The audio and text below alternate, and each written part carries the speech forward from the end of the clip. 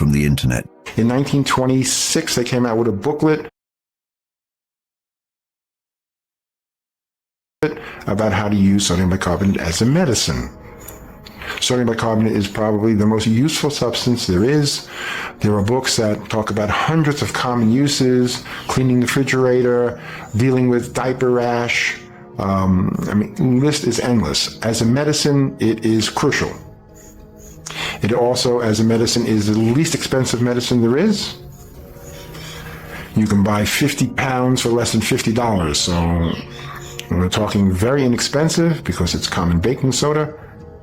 And yet in injectable form, you have to have a license to use it. Though it's very useful taken orally and transdermally, like in baths. In fact, it's so useful, I put it in between my toes to control toe fungus in between my toes.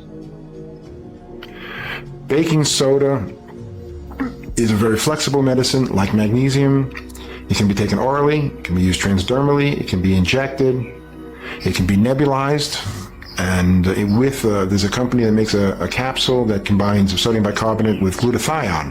Break open the capsule and put it into the nebulizer, and you're directly treating the lungs.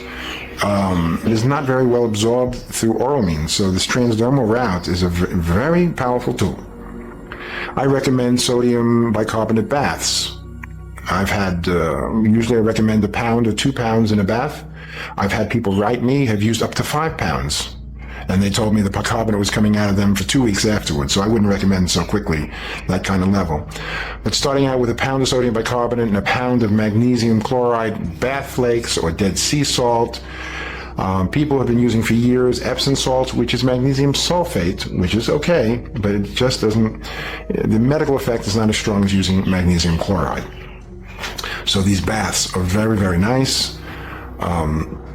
Orally, for cancer, I'm the only doctor in the world who's written a book, a full medical review on sodium bicarbonate, on the simple baking soda.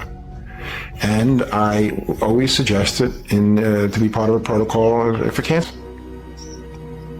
This is a very important point because there are many reasons to sustain, and quite a bit of clinical and experimental science to sustain Dr. Tullio Simoncini from Rome, his use of sodium bicarbonate in treatment, also in the treatment of kidney disease, also in the treatment of diabetes.